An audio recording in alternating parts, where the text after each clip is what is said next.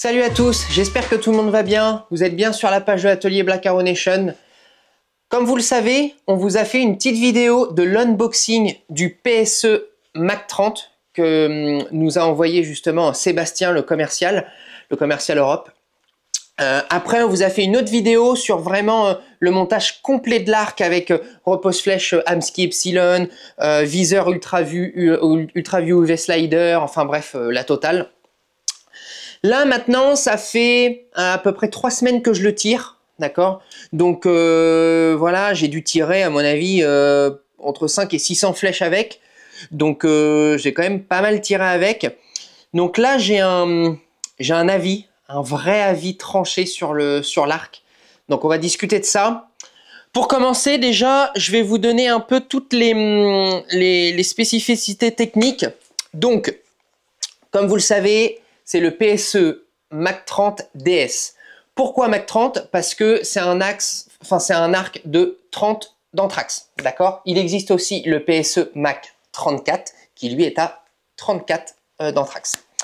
Donc, arc en carbone, donc poignée carbone, fabriqué aux États-Unis, à savoir que c'est le seul arc qui possède une poignée fabriquée, une poignée carbone fabriquée aux US. D'accord, donc ça c'est quand même ultra cool. Ensuite, on est donc comme je vous l'ai dit sur un anthrax de 30. On est sur un band de 6 pouces, donné pour une vitesse de 338 fps. En termes de l'étoffe, 3 réglages possibles, 80, 85 et 90% de l'étoffe. Ensuite, compatible avec une allonge allant de 24,5 à 30, ok. Puissance, alors puissance disponible 50, 60, 70 et 80 livres, ok, donc clairement il y a de quoi faire. Ensuite, montée en règle générale, donc vous avez 2 possibilités possibles. 9 fois sur 10 vous allez le trouver avec la cam EC2, mais vous pouvez aussi choisir en option de l'avoir avec une autre cam qui est, il me semble, l'E2, qui elle est une cam plus typée vitesse, mais on va y revenir. Alors, à savoir que quand on achète un arc carbone, c'est surtout pour son poids. Donc là, maintenant, on va parler du poids. Alors, poids vérifié, quand je l'ai sorti du carton, il pesait nu 3,6 livres, ce qui me donne 1 kg 720 grammes. D'accord? Donc, clairement, très léger, c'est la donnée constructeur. Il était donné pour 3,6 lbs. Je l'ai reçu à 3,6 lbs. Ok. Maintenant, poids équipé. Comme je vous ai dit, repose flèche à effacement Amsky Epsilon, viseur Ultra View UV slider, tout compris. Des loupes, noxette, cordelette. On est sur un arc complet à 5,1 livres, ce qui nous donne 2,31 kg. Donc, clairement, c'est extrêmement léger. Pour vous donner un ordre d'idée, le poids complet, c'est quasiment le poids de mon Phase 4 nu. Le Phase 4 nu est, il me semble, de tête, n'hésitez pas à me corriger dans les commentaires, mais je crois qu'il est donné pour 4,8 lbs. Okay, et là, on est à 5,1, donc clairement, l'arc est ultra léger. Là, c'est l'arc de chasse carbone le plus léger que j'ai eu dans les mains, pour être franc avec vous.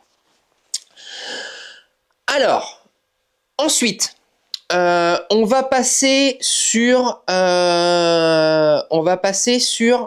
la cam. Là, on est sur une cam EC2. Donc, en termes de fonctionnement, c'est simple. C'est une cam avec module. Le module, comme chez PSE, hein, comme sur la plupart des cams PSE, on est sur un module gradué en lettres, à savoir que la lettre A est donc pour le 30 pouces, d'accord? Et plus vous allez vers le fond de l'alphabet, plus vous allez arriver jusqu'à la lettre qui va vous donner le 24,5, d'accord? Donc, A, 30 pouces, B, 29,5 pouces, C, 29 pouces, etc., etc., décroissant jusqu'à 24,5 pouces. Ensuite, en termes de réglage de l'étoffe, c'est simple, ça se passe juste à l'arrière, enfin à l'arrière du module. Et là, en fait, on est sur 3 positions fraisées, Donc la position la plus éloignée, donc 85, 80%, la position du milieu 85%, et la position la plus proche du module, juste ici, on est à 90%. Voilà. Ensuite, maintenant on va parler vraiment de cette cam. Franchement, c'est vraiment une de mes cams préférées du marché. Là, on est sur une cam qui possède un cycle d'une fluidité qui est déconcertante. Franchement, voilà, on n'a pas du tout cette sensation de deuxième tirée qu'on va avoir sur beaucoup d'arcs où vraiment on commence à armer et puis hop, quand on atteint l'étoffe, on a un deuxième à coup et puis après, hop, on atteint le mur. Là, non, c'est simple.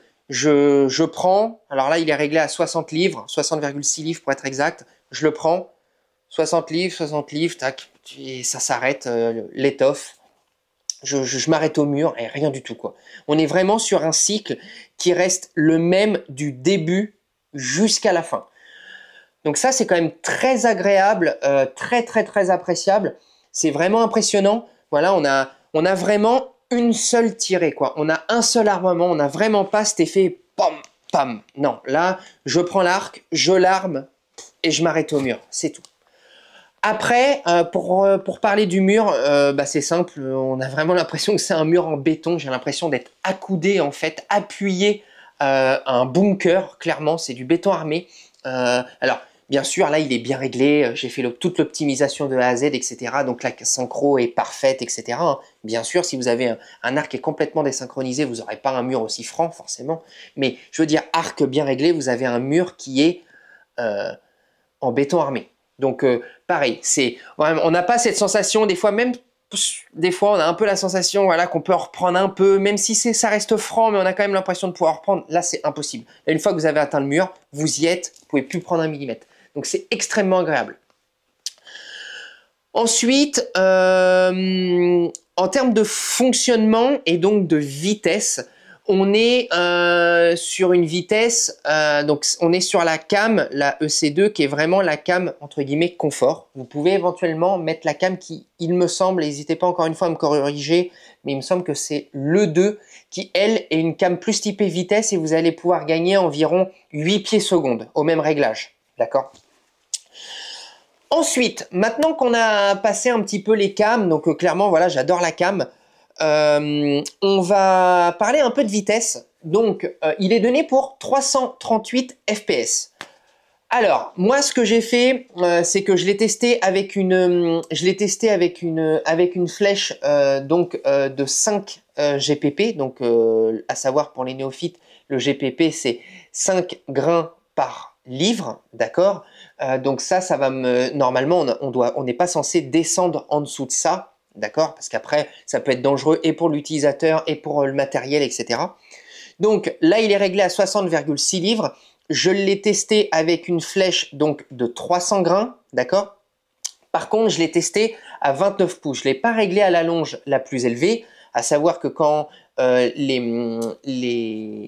justement, les constructeurs vous donnent une vitesse, la plupart du temps, ils vous les donnent avec donc une flèche de 5 grains par livre et ils vous donnent aussi à la longe la plus grande, à savoir que plus la longe est grande, plus la flèche va être poussée longtemps et donc plus elle va sortir vite, c'est normal. Donc là, l'arc était complètement optimisé à 100% sur la longe de 29 pouces, donc je voulais pas justement venir le dérégler, etc. Mais pour vous donner un ordre d'idée, avec une flèche donc de 5 GPP, donc 300 grains à longe 29 pouces, j'ai une sortie avec le Garmin 0C1 Pro, donc qui est à l'heure actuelle le meilleur chronographe, à 322 FPS. Ok? Donc, on peut à peu près se dire que si j'étais à 30 pouces, d'accord, j'aurais rajouté 1 pouce, donc j'aurais sûrement rajouté entre 7 ou 8 FPS. Donc j'aurais été à peu près dans les 330, l'arc est donné pour les 338, donc c'est plutôt correct. Clairement, il n'y a pas grand chose à dire là-dessus. On reste dans la moyenne à peu près, quoi. Pour vous donner un ordre d'idée, si je dois comparer, là le Phase 4 que j'ai, il est donné pour 340, il sort en réel à 333. ou 332, quelque chose comme ça. Donc c'est pareil, voilà, c'est correct. Ok, aucun souci. Par contre, la plupart des gens, quand on parle de vitesse, on a toujours tendance à parler de est-ce que la vitesse donnée par le constructeur est une donnée cohérente ou pas. Donc là, comme on a pu le voir, comme de fait, je vous ai dit, la donnée est cohérente. Mais pour moi, il y a quelque chose qui est encore plus important que la vitesse, c'est surtout je pourrais appeler ça un peu comme l'homogénéité de cette vitesse. C'est-à-dire que c'est très important d'avoir une vitesse élevée, mais si vous avez un arc qui, avec la même flèche, vous donne une fois 322, une fois 318, une fois 319, une fois 321, là, pour le coup, c'est bien, vous avez un arc rapide, c'est très bien, mais par contre, il n'est pas constant. Donc, cette constance de vitesse, elle est extrêmement importante, d'accord? Que ce soit pour votre groupement, pour aussi vos réglages, etc. Tout ça, c'est extrêmement important. Là, le PSE Mac 30, il m'est arrivé quelque chose qui ne m'est jamais arrivé depuis que j'optimise des arcs. J'ai fait 8 tirs avec la même flèche et les 8 tirs m'ont donné exactement le même résultat. J'ai fabriqué des Skylon Edge en 350 spécifiquement pour l'arc, d'accord? En spin donc 350. Ah bah cool Théo, nickel. Donc vous voyez, j'ai fabriqué ces flèches-là, j'ai fait un set de 12 justement pour le PSE Mac 30. Et pour vous donner un ordre d'idée, sur ces, j'en ai pris une, j'ai tiré la même 8 fois et je tombe 8 fois sur 286,2 FPS. C'est la première fois que ça m'arrive de faire 8 tirs avec exactement la même vitesse de sortie d'arc. Je n'ai jamais vu ça. J'arrive toujours pas à y croire. Pour être franc avec vous, avec Théo, quand on a fait les tests, une fois que j'ai fini l'optimisation, qu'il avait fini de fabriquer les flèches, etc., et que justement j'ai fait les tests de vitesse, j'ai pris donc en fait ce que je fais quand je fais les tests de vitesse, pour vous donner un petit peu, c'est que je prends le set de 12, je tire une fois chaque flèche sur une session, ça me donne la vitesse mini, donc la flèche la moins rapide, la flèche la plus rapide, l'écart type, d'accord, et la moyenne. Là déjà, j'étais dans une moyenne qui était à 286 quelque chose, donc qui était une très très bonne moyenne, et j'avais un écart type qui était extrêmement faible sur les 12 flèches. Donc déjà, je me suis dit, putain, c'est impressionnant. Et connaissant ces flèches-là, c'est des flèches qui sont pas du tout des flèches haut de gamme, c'est des flèches que nous on monte beaucoup parce que pour le ragondin, etc., c'est très bien. Là, l'arc, je sais pas combien de temps j'allais le garder, etc., donc je voulais pas non plus monter, par exemple, des Axis ou des FMJ spécifiquement pour cet arc-là, bien que je pense que je vais investir dans un Mac 30, donc pour le coup, je vais pouvoir le faire. Clairement, 8 tirs. Les 8 tirs à 286,2 FPS, ça ne m'est jamais arrivé. Il m'est déjà arrivé de faire 6 tirs et d'avoir sur ces 6 tirs 2 tirs exactement à la même vitesse, mais 8 tirs à exactement la même vitesse, ça ne m'est jamais arrivé. Donc ça, c'est bluffant. Mais vraiment, avec Théo, on en est resté complètement sur le cul, quoi. Ça ne m'est jamais arrivé. Ce qui prouve que l'arc est extrêmement performant, qu'il tire exactement de la même manière, que tout est ils ont vraiment conçu cet arc-là pour avoir quelque chose d'efficace, ça c'est clair et net. Il a été élu meilleur arc de l'année 2024, mais on comprend pourquoi. Voilà, donc là j'ai fait un petit peu le tour sur la vitesse. Ensuite, je vais vous parler des sensations que j'ai eues avec. Clairement, on est sur un arc en carbone, donc comme vous le savez, l'avantage d'un arc en carbone, c'est le poids, on en a déjà parlé, hein, il est très très léger. Mais le problème du carbone, c'est que c'est léger au détriment un peu du confort et du bruit. Alors, si je dois le comparer avec un arc aluminium, c'est clair que je ne vais pas vous mentir, il est forcément plus bruyant qu'un arc en aluminium. Je vais vous le comparer par exemple avec mon Mathews Phase 4. Il fait forcément un peu plus de bruit que le Phase 4. Ça, c'est indéniable, c'est sûr. Il est aussi à la décoche plus violent dans la main d'arc, ça c'est sûr. Il est forcément un petit peu moins confort qu'un Phase 4 par exemple, ou qu'un Botech, ou ce que vous voulez. Mais est-ce que la différence, elle est assez élevée pour que ça reste inconfortable? Ça, c'est clair et net. Est-ce que le bruit est plus élevé et est-ce que ça va vraiment venir me déranger en condition de chasse? Clairement pas. Donc, voilà, moi, ce que je fais, c'est qu'en fait, je fais toujours un ratio quand je teste quelque chose, j'essaye de faire le ratio. C'est-à-dire que je prends tous les points et en fait, j'en fais une condition globale.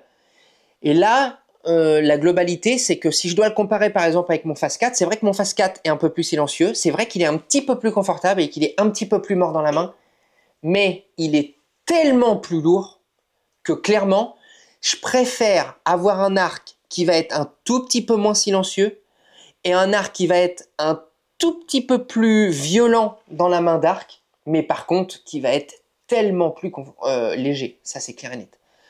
Pareil, en termes de cycle d'armement, on est sur un cycle d'armement qui est tellement fluide qu'au bout du bout, c'est vrai que vous allez faire un petit peu plus de bruit à la décoche, mais par contre, sur le cycle d'armement, il est plus silencieux. D'accord? Parce qu'il est beaucoup plus fluide, qu'on n'a pas cette sensation de d'accord? Non, vraiment, c'est un seul cycle de tirage jusqu'à atteindre le mur. En plus de ça, pour ceux qui connaissent, en fait, les modules PSE sont équipés en fait d'un tout petit caoutchouc ici qui fait que quand ça vient rentrer en contact avec le câble, ça fait aucun bruit. Donc même quand on atteint le mur, ça fait pas de bruit, d'accord? Donc ça, pareil, vraiment très très agréable. Franchement, à l'heure actuelle, c'est l'arc carbone le plus silencieux et le plus confortable que j'ai eu la chance de tirer. Pourtant, voilà, avec les arcs des clients, j'en ai tiré pas mal. Et non, c'est vraiment bluffant. Ensuite, parlons maintenant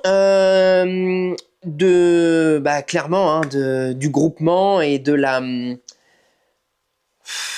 Voilà, on va parler du groupement et du fait qu'il soit précis ou pas. J'ai été bluffé. Je n'ai pas d'autres mots. J'ai été littéralement bluffé par l'arc. Là, en termes de groupement, j'ai fait des tirs à 40 yards groupés dans ça. Voilà, à faire 6 flèches dessus, à taper des Robin Hood parce que justement, voilà, je voulais tester, et voilà, j'en ai pété une. Voilà, c'est très impressionnant. Ça tire exactement tout le temps au même endroit, à courte et à moyenne distance, parce que c'est pareil, il y a certains arcs de chasse qui sont vraiment très efficaces à courte distance. Par contre, quand on commence à les tirer à plus longue distance, mais là, on se rend compte que voilà, les groupements sont quand même beaucoup moins bons. Voilà, on peut avoir des groupements un peu, je vais pas dire aléatoires ni anarchiques, mais voilà, on sent des fois à se remettre un peu en question, et dire attends, je comprends pas, c'est moi qui fais de la merde ou pas. Là non, clairement, que ce soit à 20 yards, à 80 ou même à 100 yards, clairement à 100 yards, quand j'étais pas dedans, je le savais avant même que la flèche arrive en cible. Je savais que c'était moi qui étais pas dedans. Je savais que là, à ma décoche, j'étais pas dedans. Mais par contre, quand je savais que j'étais dedans, bah, comme de fait, j'étais dedans. Alors là, il n'y avait aucun doute là-dessus. Je l'ai même testé quand il y avait du vent, etc. Voilà, on est sur un arc, mais encore une fois, ne serait-ce que le test de vitesse, 8 flèches à 286,2 fps, et bah ça en dit long. Ça veut dire que l'arc il tire exactement tout le temps de la même manière, etc. quoi. Donc voilà, c'est un arc qui est extrêmement précis, à courte et à longue distance. Les groupements sont extrêmement bons, clairement. Même si vous voulez pas chasser, que vous voulez faire du tir 3D, mais putain, mais allez-y, mais les yeux fermés. Voilà. Voilà, en termes de prix, vous le savez, on est sur un arc on peut le trouver entre 1750 et 1850 € en moyenne. Voilà, ça les vaut littéralement. En termes de coloris, il est dispo de plein de couleurs différentes. Les couleurs sont toutes clairement ultra belles. En toute franchise, quand j'ai discuté avec Sébastien et qu'il m'a dit qu'il allait m'envoyer le charcoal, donc ce modèle-là, c'était celui que j'aimais le moins. J'ai fait l'unboxing avec vous en vidéo. Franchement, moi qui n'ai pas du tout couleur ou noire ou grise, et ben franchement, je l'adore. Voilà, il est super joli. La peinture en fait fait un peu granuleuse, etc. C'est voilà, ça se raye pas. Non, c'est vraiment un arc qui est ultra beau, ultra agréable. La poignée est ultra agréable. Tout est super bien fini. Enfin voilà, il y a rien à dire. En termes de réglage, c'est très facile à régler. Voilà, comme vous le savez, on a le kit EZ220, donc on peut venir directement enlever les entretoiles, les interchanger en le mettant dans la presse, mais avec un outil très facilement. On n'a pas besoin de démonter les axes, démonter les poulies, etc. Voilà, c'est très simple. En termes de viseur, ils nous ont mis un rail Picatinny, donc voilà, c'est tout simple. Vous prenez là, bon, j'ai monté le UV slider dessus, mais vous prenez l'UV slider, vous le prenez, vous le montez dessus. Il y a 2 emplacements différents, vous serrez, ça n'a plus jamais bougé. Pareil, pour le montage de repose-flèche, il y a une petite plaque prévue, mais vous pouvez directement en fait venir mettre donc là la plaque directement du Hamskea Epsilon, mais voilà, c'est très simple.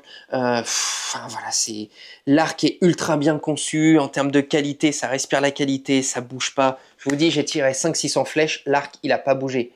Pour vous donner un ordre d'idée, on a refait tout à l'heure justement pour faire les plans vidéo, on a refait en fait des tirs. Donc les premiers tirs que j'ai fait, je les ai fait corde neuve et enfin l'arc était neuf, hein, clairement l'arc était neuf.